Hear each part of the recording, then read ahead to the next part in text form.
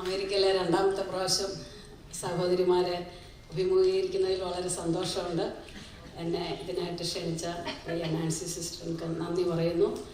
ഞാൻ ഏറ്റവും സ്നേഹിക്കുന്ന മേഴ്സി ആൻറ്റിയോടൊത്ത് മേഴ്സി ആൻറ്റിയാണ് സത്യം പറഞ്ഞാൽ ഇങ്ങനെയുള്ള കോൺഫറൻസിനൊക്കെ എന്നെ പ്രോത്സാഹിപ്പിച്ചത്. കുമ്പനാട്ട് യൂത്ത് വിങ്ങിൽ നമ്മുടെ കുമ്പനാട് IPC കൺവെൻഷന് 4 മണി മുതൽ 6 മണി വരെ ഒരു സെഷനുണ്ട്. പല പ്രാവശ്യം മെസ്സേജ് കൊടുക്കാൻ വിളിക്കുകയും പ്രോത്സാഹിപ്പിക്കുകയും ചെയ്തത് ഞാൻ നന്ദിയോടെ ഓർക്കുന്നു. ദൈവം മെസ്സി ആൻറ്റിയെ ആ കാര്യത്തിൽ എന്നെയെന്നല്ല അനേകം സ്റ്റുഡൻസിനെ ട്രെയിൻ ചെയ്യാനും പഠിപ്പിക്കാനും അവിടെ ഒരു കോളേജ് അവിടെ നടക്കുന്നെങ്കിലും മെസ്സി ആൻറ്റിയെ പറ്റി ഓർക്കുമ്പം ഒത്തിരി പറയാനുണ്ട്. അത്രയ്ക്കും എല്ലാവരെയും പ്രോത്സാഹിപ്പിക്കുന്ന ഒരു സഹോദരിയാണ്. നമുക്ക് ഒന്നിച്ച് ദൈവത്തെ സ്തുതിപ്പാൻ ദൈവം സഹായിച്ചു ഓർത്ത് ഞാൻ ദൈവത്തെ സ്തുതിക്കുന്നു. ഇൻട്രൊഡക്ഷനൊക്കെ പറയുകയാണെങ്കിൽ ഒത്തിരി കാര്യങ്ങളുണ്ട്. പ്രത്യേകിച്ച് എല്ലാവർക്കും കേൾക്കാവോ? പ്രത്യേകിച്ച് ഈ വാക്യം എന്ന് പറഞ്ഞാൽ തന്നെ നമുക്കറിയാം, നമ്മൾ അവങ്കിലേക്ക് നോക്കിയവർ പ്രകാശിതരായി അവരുടെ മുഖം ലജ്ജിച്ചു പോയതില്ലെന്ന് പറയുമ്പോൾ എനിക്ക് എന്തോ ഒരു അനുഭവം ഉണ്ടെന്ന്, അതിനേക്കാളൊക്കെ ഒരു പക്ഷേ 100 അനുഭവങ്ങൾ ദൈവത്തിങ്കിലേക്ക് നോക്കിയിട്ട് നിങ്ങളുടെ മുഖം പ്രകാശിക്കപ്പെട്ടതും നിങ്ങളുടെ ജീവിതത്തിൽ ലജ്ജിക്കാതെ ദൈവം സഹായിച്ചതുമായ ആയിരക്കണക്കിന് അനുഭവങ്ങൾ നമ്മുടെ തലമുറകൾ നോക്കിയാൽ, നമ്മുടെ പുറകിലോട്ട് നോക്കിയാൽ അനേക അനുഭവങ്ങൾ അനേക അനുഭവങ്ങളിലൂടെയാണ് പെന്തക്കോസ്ത് ഉടലെടുത്തത് തന്നെ. 100 അനുഭവങ്ങൾ ഓരോരുത്തർക്കും പറയാൻ കാണും. പക്ഷെങ്കിൽ എൻ്റെയും ജീവിതത്തിൽ ഒത്തിരി അനുഭവങ്ങളുണ്ട്. പ്രത്യേകിച്ച് ഞാനൊരു മിഷണറിയുടെ ഭാര്യയാണ്. മിഷൻ 120-200ഓളം മിഷണറിമാർ ഞങ്ങളുടെ കൂടെ വർക്ക് ചെയ്യുന്നുണ്ട്. 10-18 സ്റ്റേറ്റിലെ വർക്കുണ്ട്. ആഫ്രിക്കയിലും ഇന്ത്യയിലുമായിട്ട് ഒത്തിരി അനുഭവങ്ങളുണ്ട്. അത് ഇനിയും കുറേ ദിവസങ്ങൾ ഇവിടെ വന്ന് നിന്ന് സംസാരിച്ചാലും തീരത്തില്ല. പക്ഷേ അനുഭവങ്ങൾ നമുക്ക് കുറച്ച് സമയത്തേന് ഹല്ലേലൂയ സ്തോത്രമൊക്കെ പറഞ്ഞ് ഇവിടുന്ന് ബൈ പറഞ്ഞു പോകാം. പക്ഷെങ്കിൽ ബൈബിൾ വ്യാഖ്യാനിച്ച് നമ്മുടെ ജീവിതത്തിനൊരു രൂപാന്തരം വരുന്നതാണ് ഏറ്റവും വലിയ അനുഭവം. അതുകൊണ്ട് നമുക്ക് ദൈവത്തിൻ്റെ വചനത്തിലേക്ക് തിരിയാം. അനുഭവങ്ങളൊക്കെ ഞാൻ കുറച്ച് സമയത്തേനൊന്ന് മാറ്റി വയ്ക്കുകയാണ്. നമുക്കെല്ലാം അറിയാം, നമ്മൾ ഒരു പാപത്തിൻ്റെ കുഴിയിൽ കടന്നവരാണ്. ആ യേശുവിലേക്ക് നോക്കിയപ്പോൾ മാത്രമാണ് നമുക്ക് ജീവിതത്തിലെ രക്ഷ ലഭിച്ചത്. അതുകൊണ്ട് ഒന്നാമതായിട്ട് ക്രിസ്തുവിലേക്ക് നോക്കി രക്ഷ പ്രാപിച്ചത്, ക്രിസ്തുവിലേക്ക് നോക്കിയാൽ പ്രകാശിതരായത് നമ്മുടെ പാപ അവസ്ഥയിൽ നിന്ന് നമ്മൾ യേശുവിനെ നോക്കിയപ്പോഴാണ്. ബാക്കിയൊക്കെ രണ്ടാമത്തെ കാര്യമാണ്. ഏറ്റവും വലിയ ദൈവം ചെയ്ത അത്ഭുതം എന്താണെന്ന് ചോദിച്ചാൽ, നമ്മുടെ പാപത്തിൽ നിന്ന് നമ്മളെ രക്ഷിച്ച് സ്വർഗത്തിൻ്റെ സ്ഥലങ്ങളിൽ ഇരുത്തുവാൻ, പുത്രൻ്റെ രാജ്യത്തിലാക്കുവാൻ, പുത്രൻ്റെ രാജ്യത്തിൻ്റെ അവകാശിയാക്കി തീർക്കുവാൻ ദൈവം സഹായിച്ചതാണ് ലോകത്തിലെ ഏറ്റവും വലിയ പ്രകാശിതമായി തീരുന്ന അവസ്ഥ എന്ന് പറയുന്നത്. ഒരു ഭാവി, ഇപ്പം മോള് പറഞ്ഞപ്പോൾ തന്നെ ഞാൻ ഓർക്കുകയായിരുന്നു, ആ മക്കളെ കുറിച്ചോ അല്ലെങ്കിൽ പെറ്റ് കിടക്കുന്ന ആ ചോരക്കുഞ്ഞിനെ കുറിച്ചോ ഭർത്താവിനെ കുറിച്ചോ ഒക്കെ തിരിച്ചു വരണ്ട, എനിക്ക് ആ സ്വർഗം കണ്ടു കഴിഞ്ഞാൽ പിന്നെ എനിക്ക് തിരിച്ചു വരണ്ട എന്ന് പറഞ്ഞത് അതാണ് ആ സാക്ഷ്യം. രോഗസൗഖ്യം ലോകത്തിൽ ആയിരക്കണക്കിന് ആൾക്കാർക്ക് ലഭിക്കുന്നു. നമ്മളൊക്കെ പിടിച്ചു വെച്ച് പ്രാർത്ഥിക്കുന്നു. പക്ഷേങ്കിൽ സ്വർഗം കണ്ട ഒരു വ്യക്തിക്ക് അറിയാം, ദൈവമേ 10 ദിവസം നേരത്തെ ഞാനിവിടെ വരേണ്ടതായിരുന്നു, എന്തിനാ എന്നെ പിടിച്ചു വെച്ച് ഇവിടെ പ്രാർത്ഥിച്ച്. സ്വർഗത്തിൻ്റെ ഒരു ഗ്ലിംസ് കണ്ടു കഴിയുമ്പോഴുണ്ടല്ലോ ഈ ഭൂമിയിൽ ജീവിക്കണമെന്നേ തോന്നത്തില്ല. അതുകൊണ്ടാണ് അബ്രഹാം പറഞ്ഞത്, കൈപ്പണി അല്ലാത്തൊരു നിത്യ നഗരത്തിനായിട്ട് ഞാൻ നോക്കിയിരിക്കുന്നത്. ആ ഒരു സ്വർഗീയ ദർശനം കണ്ടു കഴിയുമ്പോൾ അബ്രഹാം തലമുറകളോടൊക്കെ പറഞ്ഞു കൊടുക്കുകയാണ്, നമുക്കൊരു വാഗ്ദത്ത ദേശമുണ്ട്, നമ്മളിവിടെ അന്യരും പരദേശികളുമാണ്, ഇവിടുത്തെ ഒന്നും നമ്മളെ ഏൽക്കുന്നില്ല, നമ്മളെ അഫക്റ്റ് ചെയ്യുന്നില്ല. ഈ ഇസ്രായേലൊക്കെ കാണാൻ എല്ലാവരും പോകുമ്പോൾ ഞങ്ങൾ പറയും, പലസ്തീനിലൊക്കെ കാല് കുത്തുന്നു, വലിയ സംഭവമാണ്, അനുഭവമാണ്. ശരിയാ, നിങ്ങൾക്ക് സമയമുണ്ടെങ്കിൽ പോയി കാണാം. പക്ഷെ ഞങ്ങൾ എപ്പോഴും പറയും, ആ സ്വർഗത്തിൻ്റെ ഗ്ലിംസ് കിട്ടിക്കഴിഞ്ഞാൽ പിന്നെ ഇവിടെ ഭൂമിയിൽ യേശു നടന്നടം കാണുന്നതിനേക്കാളും എത്രയോ സന്തോഷമാണ്. നിത്യ യുഗങ്ങൾ യേശുവിൻ്റെ മാറോട് ചാരിയിരിക്കാൻ, യേശുവിൻ്റെ സാന്നിധ്യം അനുഭവിക്കാൻ കഴിയുന്നത്. ആ ഒരു ദർശനം കണ്ടു കഴിയുമ്പോൾ ഈ ഭൂമിയിൽ എന്ത് കണ്ടാലും നമ്മളെ എക്സൈറ്റഡ് ആകത്തില്ല. കാരണം യേശുവിൻ്റെ മുഖം, ആ പ്രകാശിതമായ മുഖം, അത് കാണുന്നതാണ് ലോകത്തിലെ ഏറ്റവും വലിയ ഭാഗ്യം. അങ്ങനെ നമ്മൾ പാപത്തിലായിരുന്നപ്പോൾ നമ്മൾ അവങ്കിലേക്ക് നോക്കിയപ്പം നമ്മുടെ മുഖം പ്രകാശമായി. രണ്ടാമത് നമ്മൾ മരണത്തിന് അടിമയായിരുന്നു. നമ്മൾ എന്നേക്കുമായിട്ടുള്ള ഒരു ബോണ്ടേജ് ആയിരുന്നു സാത്താൻ നമ്മളിൽ നൽകപ്പെട്ടിരുന്നത്. എന്നാൽ ആ മരണത്തെ നീക്കി നിത്യജീവങ്കിലേക്ക് കടക്കാൻ കഴിഞ്ഞപ്പോൾ യേശുവിൻ്റെ മുഖം ഇപ്പോൾ കാണുന്ന പോലെയല്ല, നമ്മൾ മുഖാമുഖമായി കാണുന്ന ഒരു ദിവസമുണ്ട്. അതാണ് ഏറ്റവും വലിയ സന്തോഷത്തിൻ്റെ നിമിഷം. പിന്നെ രണ്ടാമത്തെ ഒരു കാര്യം, ഇത് പാപവും മരണത്തിൻ്റെ കാര്യം ഞാൻ പറഞ്ഞു. രണ്ടാമത്തെ ഒരു കാര്യമാണ് when we are in trouble and sorrows we look to Jesus.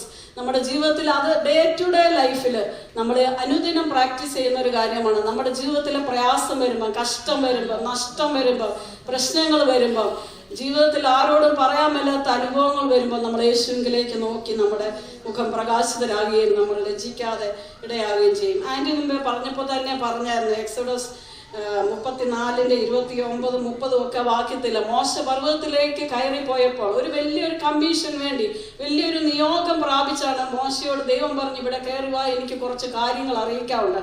അങ്ങനെ 10 കൽപ്പനകളൊക്കെ കൊടുത്ത് മോശ 40 ദിവസം പകലും രാത്രി ഒരുപോലെ ദൈവത്തിന്റെ സാന്നിധ്യത്തിൽ അവിടെ ഇരുന്ന് കഴിഞ്ഞപ്പോഴേക്കും മോശ തിരിച്ചിറങ്ങി വരുമ്പം ആർക്കും മോശയുടെ മുഖത്ത് നോക്കാൻ മേലായിരുന്നു, അത്രയ്ക്ക് ദൈവതേജസ് ആയിരുന്നു.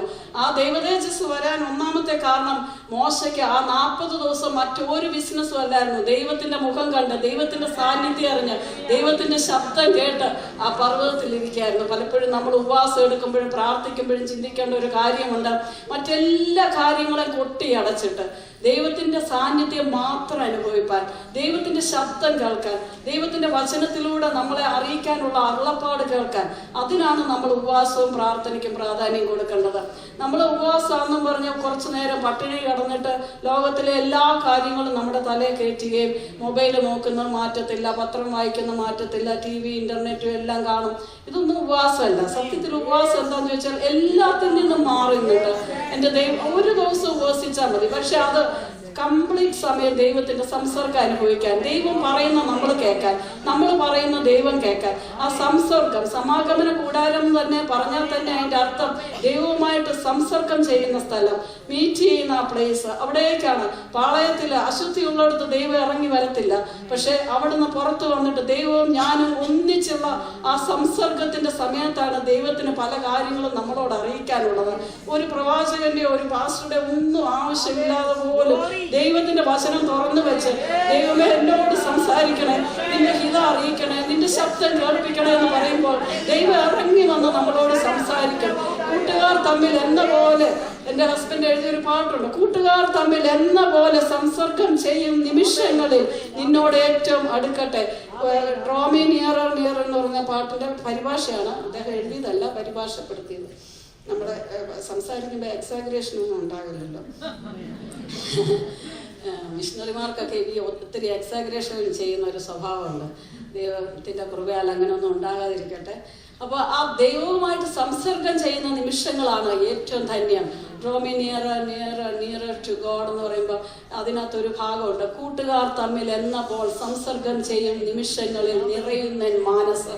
കൂട്ടുകാർ തമ്മിൽ കുറേ വർത്താനം പറഞ്ഞു കഴിയുമ്പോൾ നമുക്ക് തന്നെ അറിയാം, കുറേ ടെൻഷൻ അങ്ങ് മാറി, കുറേ സന്തോഷമായി, അവളെ ഒന്ന് കണ്ടെല്ലാം ഒന്ന് പറഞ്ഞു നന്നായി. ഒരു യഥാർത്ഥ കൂട്ടുകാരിയാണെങ്കിൽ അത് അവിടെ കിടക്കും, വേറെ ഒരാളെ വീട് അത് എന്ന് പറയത്തില്ല. ഇതുപോലെ കർത്താവ് കൂട്ടുകാർ തമ്മിൽ എന്ന പോലെ സംസർഗം ചെയ്യുമ്പോൾ ആ നമ്മുടെ ഹൃദയം നിറയുന്ന നിമിഷം നിന്നോട് ഏറ്റവും ഏറ്റവും ഏറ്റവും അടുക്കട്ടെ ഞാൻ. അതാണ് നമ്മുടെ ജീവിതത്തിലെ മോശയുടെ അനുഭവത്തിലൂടെ നമുക്ക് കാണാൻ കഴിഞ്ഞത്. വലിയ കൽപ്പനകളാണ് കൊടുത്തത്, വലിയ കൽപ്പനകൾ. ഞാൻ അതിലേക്കൊന്നും കടക്കുന്നില്ല.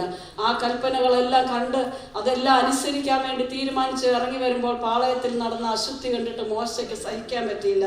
നമ്മുടെ ജീവിതത്തിൽ അത് കാണുമ്പോൾ ദൈവമേ, മോശ അഹരോന് വേണ്ടിയൊക്കെ പക്ഷപാതം ചെയ്യാതെ എൻ്റെ പേര് ഇതിൻ്റെ പുസ്തകത്തിൽ നിന്ന് മായ്ച്ചു കളഞ്ഞാലും വേണ്ടില്ല, ഇവരെയൊക്കെ ഒന്ന് രക്ഷിക്കണമെന്ന് നമ്മളിതൊക്കെ കാണുമ്പോൾ നമ്മൾ പ്രതികരിക്കുന്നതൊക്കെ ഒന്ന് നിർത്തിയിട്ട് ദൈവത്തിൻ്റെ അടുത്തോട്ട് എന്നിട്ട് ദൈവമേ ഇവർ ചെയ്യുന്ന എന്തെന്ന് അറിയുകയാൽ ഇവരോട് ക്ഷമിക്കണമേ എന്ന് പറഞ്ഞ ആ ക്രിസ്തുവിൻ്റെ സ്നേഹം, ആ ക്രിസ്തുവിൻ്റെ മനസ്സ്, അത് ദൈവത്തിന്റെ സന്നിധി ചെന്ന് പറയുന്നതാണ് യഥാർത്ഥ പക്ഷപാതം. ദൈവമേ എൻ്റെ പേര് നിന്റെ പുസ്തകത്തിൽ നിന്ന് മായ്ച്ചു കളഞ്ഞാലും ശരി, ഈ ആളെ നീ രക്ഷിക്കണമേ, ആ വ്യക്തിയെ നീ സന്ദർശിക്കണമേ എന്ന് പറയുവാൻ പൗലോസ് പോലും പറയുന്നുണ്ട്, ഞാൻ എൻ്റെ ചാർച്ചക്കാരെ നേടേണ്ടതിന് ഞാൻ ശാപഗ്രസ്തനാകാൻ തയ്യാറാണ്. ശാപഗ്രസ്തനാകാൻ തയ്യാറാന്ന് പറഞ്ഞാൽ അതിൻ്റെ അർത്ഥം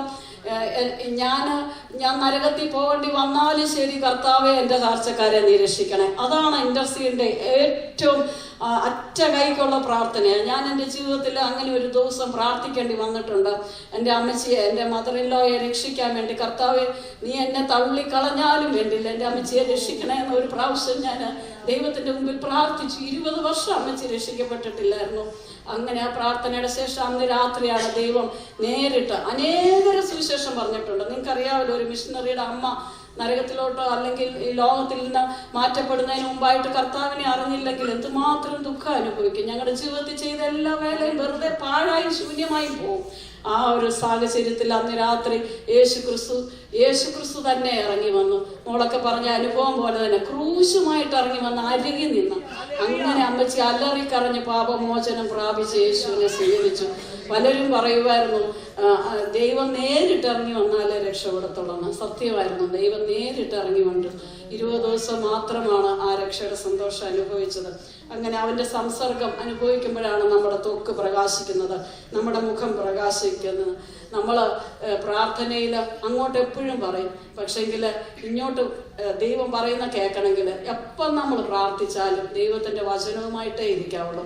ദൈവത്തിന്റെ വചനത്തിലൂടെ ദൈവം സംസാരിച്ചിട്ട് ആ ഭാഗം വെച്ച് ദൈവം ഇവിടെ എന്നെ ട്രാൻസ്ഫോം ചെയ്യണേ, ഇവിടെ എന്നെ രക്ഷിക്കണേ, ഈ ഒരു പാപത്തിൽ നിന്ന് എനിക്ക് രക്ഷപ്പെടാൻ ഭയങ്കര പ്രയാസം, ദൈവം ഈ ഒരു ടെംപ്റ്റേഷനെ ഓവർകം ചെയ്യാൻ എനിക്ക് വളരെ പ്രയാസമാണ്, ഈ ഒരു സാഹചര്യത്തിൽ കർത്താവെ അവിടുന്ന് എന്നെ സഹായിക്കണം എന്ന് പറയുമ്പോൾ മാത്രമാണ് നമ്മൾ പാപമോചിതരായി തീരുന്നത്. അത് ഒരു ദിവസമല്ല, എല്ലാ ദിവസവും ഡേ ടു ഡേ ലൈഫിൽ എവരി മൊമെന്റ് നമ്മൾ പറയണം, കർത്താവെ ഞാൻ എന്നെ തന്നെ ഏൽപ്പിക്കുന്നു, എന്നെ തന്നെ ക്രൂശിക്കുന്നു, എന്നെ തന്നെ ഇല്ലാതാക്കുന്നു, എന്നെ മരിക്കാൻ ഞാൻ അനുവദിക്കുന്നു. പാപത്തിൽ എപ്പോഴും മരിച്ച് ക്രിസ്തുവിന് ജീവിക്കുവാൻ ദൈവം നമ്മളെ ഓരോരുത്തരെ ഇടയാക്കട്ടെ. ഹന്നയുടെ ജീവിതത്തിലും ഹന്ന പ്രാർത്ഥിച്ചു കഴിഞ്ഞ പിന്നെ അവളുടെ മുഖം പാടിയില്ല. അത്രയ്ക്ക് സന്തോഷമായിരുന്നു. അവളുടെ ജീവിതത്തിൽ ഓരോ സമയത്തിലും കർത്താവിൻ്റെ സാന്നിധ്യം അനുഭവിക്കാൻ ദൈവം സഹായിച്ചു. ഞാനിന്ന് പ്രധാനമായിട്ടും പറയാൻ ഉദ്ദേശിച്ച ഭാഗം, കർത്താവ് ഈ മോശയുടെ ജീവിതത്തിലെ ത്വക്ക് പ്രകാശിച്ചു. അത് നമുക്കറിയാം, അത് പഴയ നിയമത്തിലെ ഒരു യാഥാർത്ഥ്യമാണ്. നമ്മുടെ ജീവിതത്തിലും അങ്ങനെ ആയിരിക്കണം. എന്നാൽ ഞാൻ പ്രധാനമായിട്ട് പറയാൻ ഉദ്ദേശിച്ച ഭാഗം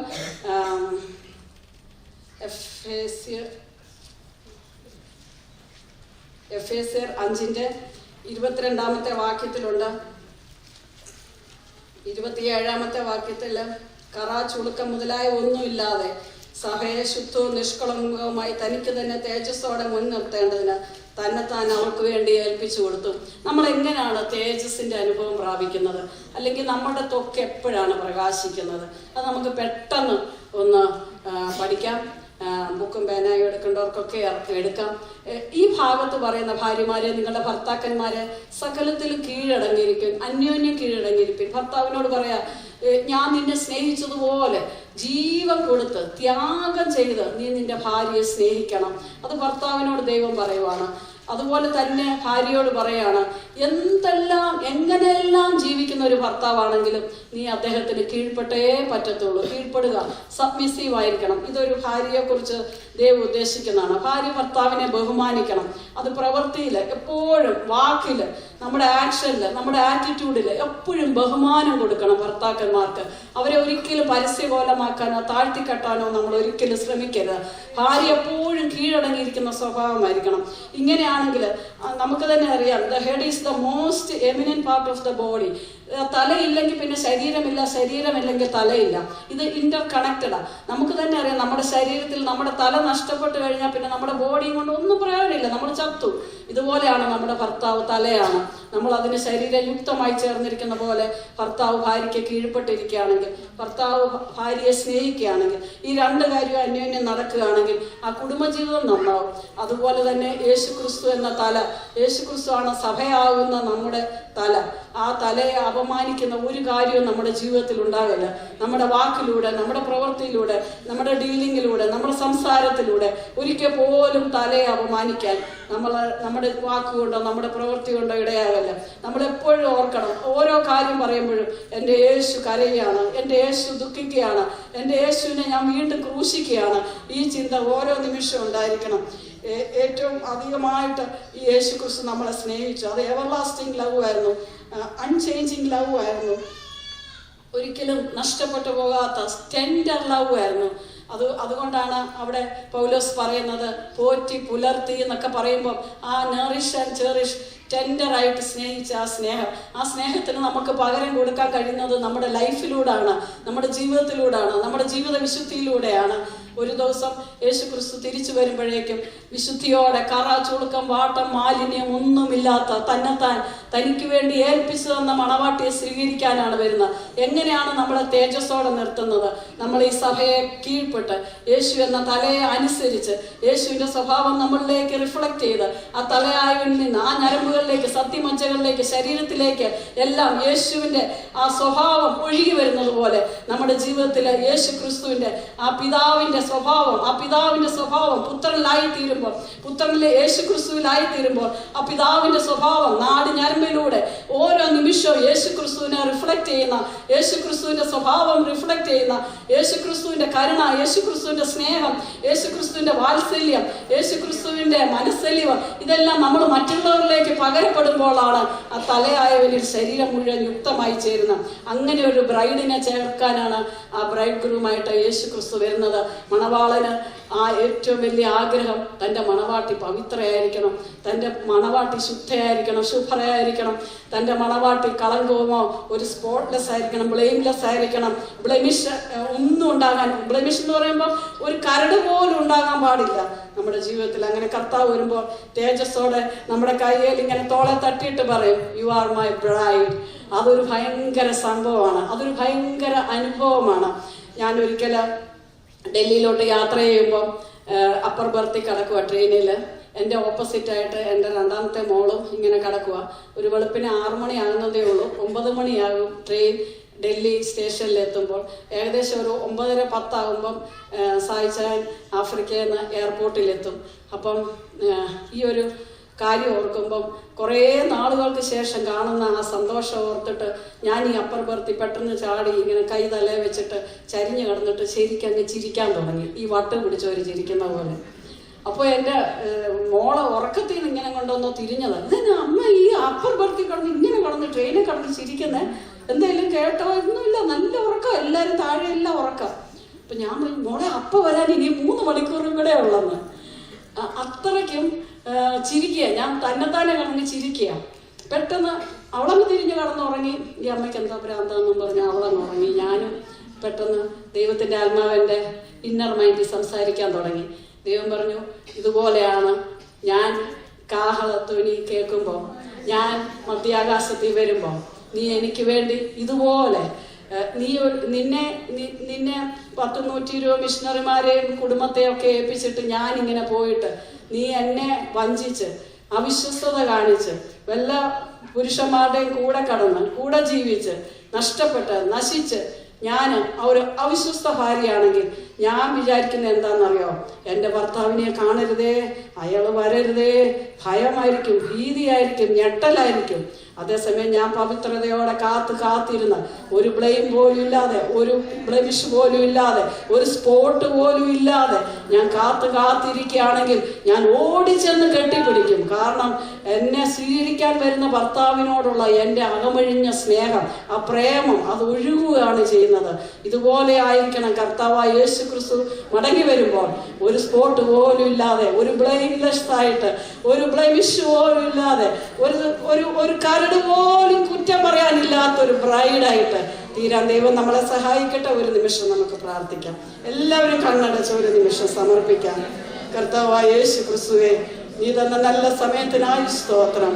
നീ പ്രത്യക്ഷനാകുമ്പോൾ നിന്നെ താനിരിക്കുന്നത് പോലെ കാണുന്ന ആഗ്രഹമുണ്ട് കർത്താവെ. നിന്നോട് അനുരൂപപ്പെടുവാൻ ഞങ്ങളുടെ ജീവിതത്തിലെ എല്ലാ പാപങ്ങളും ഇന്ന് വായിക്കാതെ ഞങ്ങളോട് ക്ഷമിക്കണേ. ഞങ്ങളുടെ ഭർത്താവിനോട് ഞങ്ങൾ അവിശ്വസ്തരായി പോയത് ഞങ്ങളോട് ക്ഷമിക്കണേ. ഞങ്ങളുടെ കുഞ്ഞുങ്ങളോട് അവിശ്വസ്തത കാണിച്ച് ഞങ്ങളോട് ക്ഷമിക്കണമേ. കർത്താവെ, നീ വരുമ്പോൾ യാതൊരു ഹാലുലിയ കുറ്റവും കുറവില്ലാതെ, കറാചുളുക്കം, വാട്ടം, മാലിന്യം ഒന്നുമില്ലാത്ത മണവാട്ടിയായിട്ട് കർത്താവെ അവങ്കിലേക്ക് നോക്കുക. പ്രകാശരായി, അവരുടെ മുഖം പ്രകാശിതരായി, ലജ്ജിതരായത്തില്ല. അത് ഞങ്ങൾ വിശ്വസിക്കുന്നു. ആ തേജസ്സോടെ, തേജസ്സിന്റെ ദിവസത്തിൽ കർത്താവെ ആ മണവാളനെ സ്വീകരിക്കുന്ന മണവാട്ടി, ഹല്ലേലൂയ, ഹല്ലേലൂയ, വിശുദ്ധിയോടെ നിന്നെ ഹല്ലേലൂയ കാത്തിരിക്കുന്ന ഹല്ലേലൂയ സഭയെ ചേർക്കാൻ നീ വരുമ്പോൾ ഞങ്ങളോട് ഹല്ലേലൂയ ഹല്ലേലൂയ ഹല്ലേലൂയ നല്ലവളും വിശ്വസ്തമായ ദാസിയെ എന്ന് വിളി കേൾക്കുവാൻ കർത്താവേ, നീ എൻ്റെ ബ്രൈഡാണ്, ഇവിടെ കയറി വരിക എന്നുള്ള ശബ്ദത്തോടെ ഹല്ലേലൂയ നീ ഞങ്ങളെ തോളത്ത് തട്ടി അഭിനന്ദിക്കുന്ന ഒരു ദിവസമുണ്ട്. ആ ദിവസത്തിനായി കാത്തിരിപ്പാൻ ഇവിടെ കടന്നു വന്ന എല്ലാവരെയും നീ സഹായിക്കണേ കർത്താവേ. ഹല്ലേലൂയ മാധ്യമങ്ങളിലൂടെ ഞങ്ങളെ ശ്രമിക്കുന്നവരും നേരിട്ട് കേൾക്കുന്ന എല്ലാവരുടെ മേലും ദൈവത്തിന്റെ പരിശുദ്ധാത്മാവിനെ അയക്കണമേ. എല്ലാവരും ശുഭ്രമായ മണവാട്ടിയാക്കി തീർക്കണേ. നീ അങ്ങനെ ചെയ്യാൻ പോകുന്നതിനായി സ്തോത്രം, ചെയ്തിരിക്കുന്നതിനായി സ്തോത്രം. യേശുവിന്റെ നാമത്തിൽ തന്നെ ആമേൻ.